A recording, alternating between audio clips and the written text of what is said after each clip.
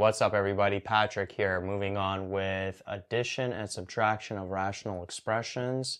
Got a few more examples to do, so if you didn't watch the video beforehand, highly recommend you do because I go through the process in a little bit more detail. I'm going to go through these a little bit quicker, assuming that you've already watched the previous video. So starting off with number 1, we got 4 over 3x cubed y squared z cubed minus 1 over 4x y cubed z squared plus z, that's a z right there, not a 2, over 6x squared y squared. So as I mentioned in the previous video and in all the videos in this unit, first step, you factor everything. Everything here is already factored for you. Second step, you state the restrictions. So you find out when can the denominator equal 0. Well, notice that the denominator would be 0 if x is 0. It would make all three denominators equal to 0. So x cannot equal 0, one of the restrictions. Notice y cannot equal 0. It's by itself as well. And then notice z cannot equal 0. This one doesn't contain a z in the denominator, but these two do. And only one of the fractions have to contain a certain factor in order for it to be a restriction. So notice z can't be 0 for both of these, because then those two denominators would be 0. So we got the restrictions, and now we have to get the lowest common denominator in order to add all three of these fractions. So as I mentioned in the previous video, when you have constants, I always look at the constants first and I look at them separately. So 3, 4, and 6, what's the lowest common denominator between 3, 4, and 6? It's 12. So 12 would be the constant in the lowest common denominator. And then let's look at the rest of the factors. So notice that all three of these contain the factor x. So this is x to the 3, this is x to the 1, and then this is x squared. So when you have a common factor like this, you always take the factor with the highest exponent. So notice from 2, 1, and 3, highest exponent is 3. So x to the 3 would be in the lowest common denominator for all three. And then notice how all three denominators contain y. So we got y squared, y to the power 3, y squared. Again, out of all three of those, which one is the highest exponent? It's y to the 3. So that would be in the lowest common denominator as well. And then notice that these two contain z. This one doesn't. But as long as one of them contains z, you always take the factor again with the highest exponent. So this one is z to the 3, this one is z to the 2. So z to the 3 is the highest. So that would go in all of them. So if you don't see a z here, it's almost like there's like a z to the 0, because z to the 0 is just 1. So it's almost like invisible. But we got 0, 2, and 3. Highest exponent is 3. Okay, so this is the lowest common denominator, 12x cubed, y cubed, z cubed. So what did we have to multiply this 3x cubed, y squared, z cubed by to get this? Well, if you're not comfortable yet doing it just in your mind quickly, mentally, you can do it this way. And this is actually the way I recommend doing it initially until you get fully comfortable. It takes a little bit longer, but your chances of making a mistake are less when you do it this way. So you take the lowest common denominator and divide it by the denominator that was previously there. So 3x cubed y squared z cubed. 12 divided by 3 is 4. The x cubes cancel out, they're the same. Y to the power 3 divided by y to the power 2. Subtract the exponents, 3 minus 2 is 1, so we got y here. Then z to the power 3, z to the power 3, those cancel out. So basically I have to multiply this by 4y. It means I have to multiply the top by 4y. So this would be 16y there.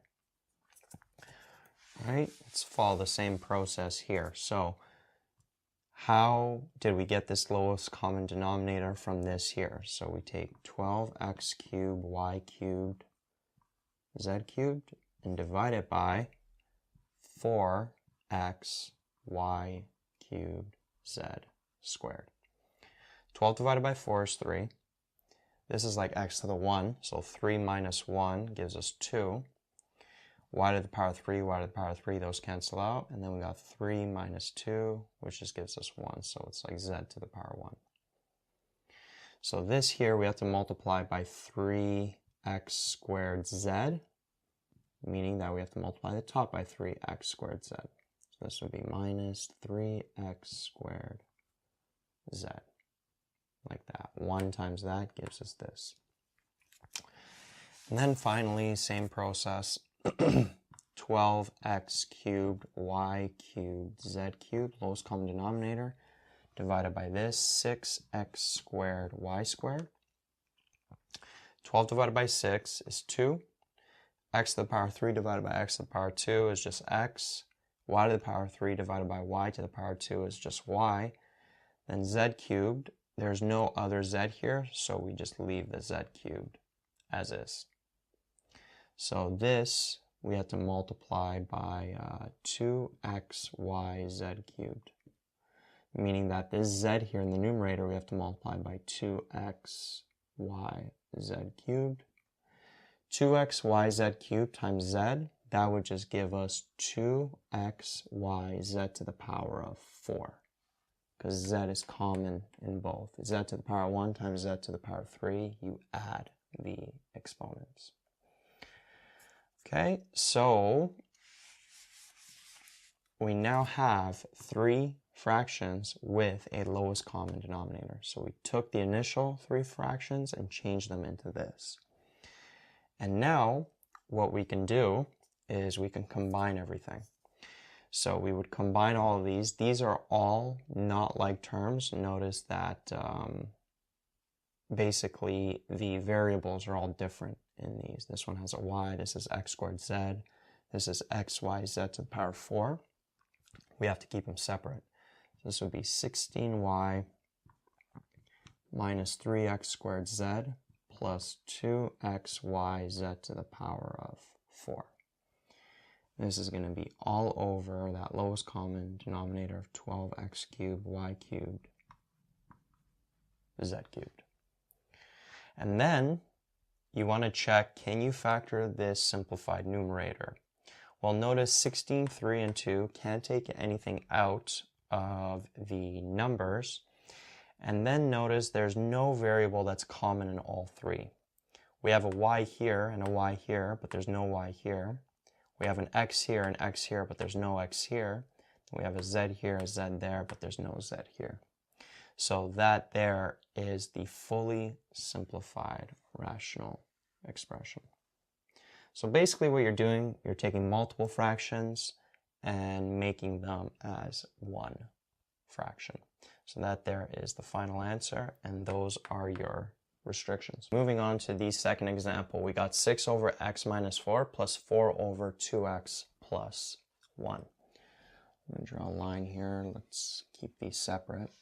So first step, factor everything in the numerator and the denominator. Notice how you can't factor anything. Everything is already factored for you.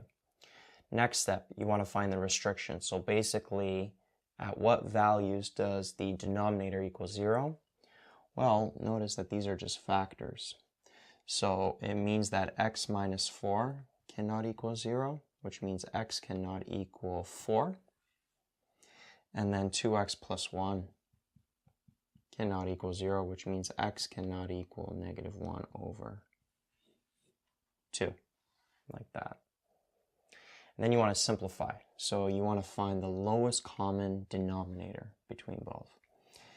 Now, if you remember from the previous video, I said if you have two factors and they're totally different from one another, the way that you get a lowest common denominator is you have to multiply them.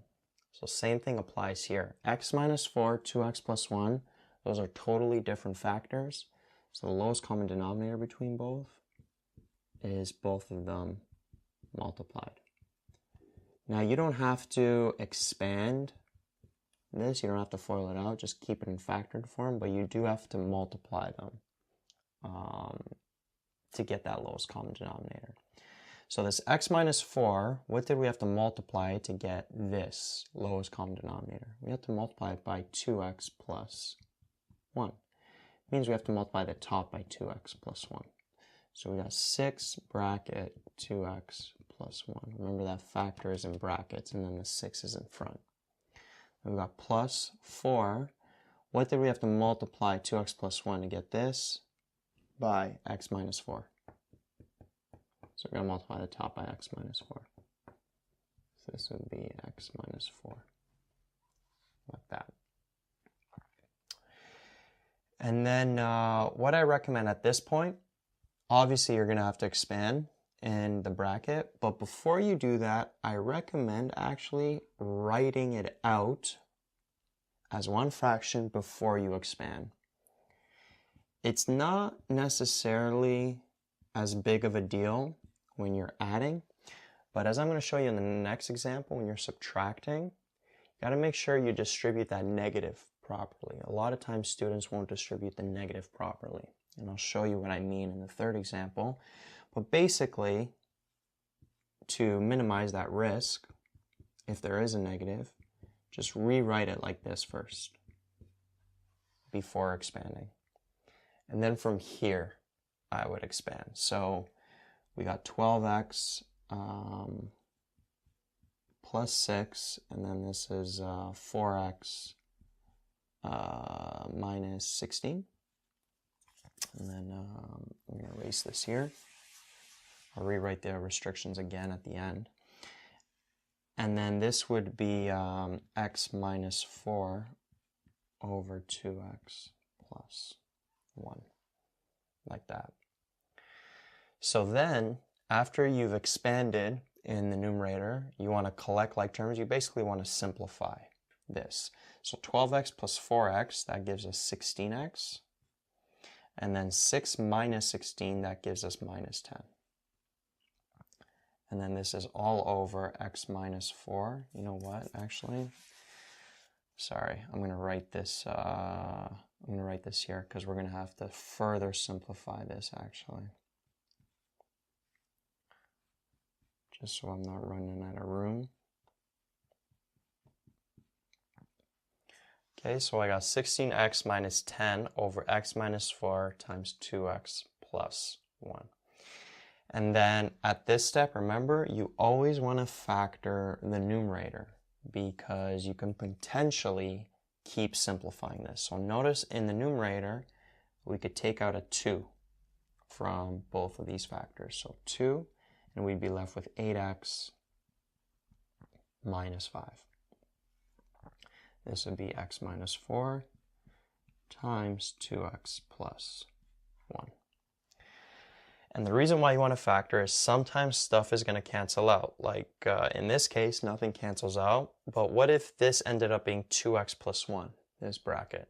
Well, then the 2x plus 1s would cancel out and you'd just be left with 2 over x minus 4. And that's the most simplified rational expression. So you want to simplify it fully. So you always want to factor at this point. Remember to do that. But in this case, nothing really cancels out here, nothing simplifies, so that is the final answer.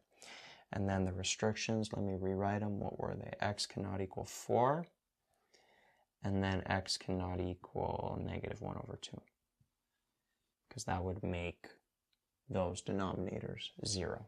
Can have a 0 denominator. Right, so that's the final answer. Those are the restrictions. Moving on to number 3. So 5 over 3x minus 1 minus 2x over 2x minus 3. you want to get, you want to factor first. Everything's already factored, so that's taken care of. Then you want to get the restrictions. So 3x minus 1 cannot equal 0, which means x cannot equal 1 over 3. And then 2x minus 3 cannot equal 0, which means x cannot equal 3 over 2. And then you want to simplify. So we got to get a lowest common denominator. Notice 3x minus 1, this factor and this factor, totally different. When they're totally different, the way you get the lowest common denominator is you have to multiply them. So the lowest common denominator is going to be 3x minus 1 times 2x minus 3, and 3x minus 1 times 2x minus 3. So you're multiplying both of those factors. Okay, what do we have to multiply the 3x minus 1 by to get 2x minus 3? We have to multiply it by, or to get this, this whole lowest common denominator. We have to multiply it by 2x minus 3, meaning the top, we have to multiply by 2x minus 3. So 5 bracket 2x minus 3. Then minus, what do we have to multiply this by to get this lowest common denominator? We have to multiply it by 3x minus 1, meaning we have to multiply the top by 3x minus 1. So this would be minus 2x bracket 3x minus 1. Okay, and then at this step, as I mentioned, don't expand yet. Put it into one fraction first. It's a good habit. It's going to minimize your chances of making a mistake. So you'd have 5, 2x minus 3, minus 2x, 3x minus 1. Like that. And the reason why is because of this negative, you have to distribute that minus 2x in the bracket, in both terms in the bracket. If you were to just expand it here, this positive 2x, and just minus that first term, that wouldn't be correct. You have to distribute that negative into that second term in the bracket as well. That's why I mentioned don't expand before you put it as one fraction, okay? Because then you minimize the risk of making that mistake. So then once you're here, we can expand everything. So 5 times 2x gives us 10x. 5 times negative 3 gives us negative 15. Negative 2x times 3x gives us negative 6x squared.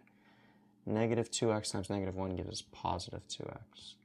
This would be all over 3x minus 1 times 2x minus 3. And then you want to simplify this. You want to get all the like terms. So negative 6x squared, there's no other x squared there. 10x plus 2x gives us 12x. And this would be minus 15. And that would be all over 3x minus 1, 2x minus 3. And then just keep running out of room. Kind of underestimated how much whiteboard space I need for these questions. But what you want to do once you get here, once you have simplified the numerator, you want to see if you could factor it. And notice that from all of these terms, we could take out a 3 at least. And let's take out a negative 3 just to make that x squared positive. So if I take out a negative 3, I'd be left with 2x squared minus 4x plus 5. This is going to be all over 3x minus 1 times 2x minus 3. And then you want to check this 2x squared minus 4x plus 5, can we factor that remaining trinomial there? So the way we would check that, you know what? I'm going to just erase this here. Give myself some more room. So you want to see if you could factor this fully, because if we could factor this into two brackets, maybe one of the brackets up top, one of the brackets in the bottom will cancel out. So we got 2x squared minus 4x plus 5. What we do to factor, 2 times 5 gives us 10. And then the b value is negative 4. So we have to find two numbers that multiply to positive 10, add up to negative 4. Is that possible? Well, no, it's not possible. There's no two numbers that would satisfy these two conditions. So this you can't factor. So that means that remaining bracket you can't factor, so that there is your final answer. That's the simplified rational expression. But you still had to check whether you can factor that bracket or not, because sometimes you will be able to factor it. So for example, let's say that that bracket was something else, and then we factored it, and it factored into, let's say, 3x minus 1, x plus 2. Well, then notice that 3x minus 1 is going to be in the denominator and the numerator. So those would cancel out, and then you could further simplify. In this case, you can't do that because you can't factor that, but that's an example of why you have to check for further factoring in the numerator, because stuff can still cancel out. All right, but anyway, that is the final answer, and then I erased the restrictions. So the restrictions were x cannot equal 1 over 3, and then x cannot equal 3 over 2. All right, so I feel like this process is a little bit more complex than multiplying and dividing rational expressions, because not only do you have to factor initially, actually in all these examples we didn't even have to factor initially, so they could get even more complex. We're going to go over more in the next few videos. But it's really working with this lowest common denominator and then multiplying everything and then having to do this algebra in the numerator. You got to be careful, especially if there's a negative. If you're subtracting a rational expression, you got to make sure you distribute that negative properly. And then simplifying, and then you have to further check if you could factor. So adding and subtracting rational expressions is a lot tougher, in my opinion, than multiplying and dividing. But we'll keep going over more examples. In the next video, there will be more.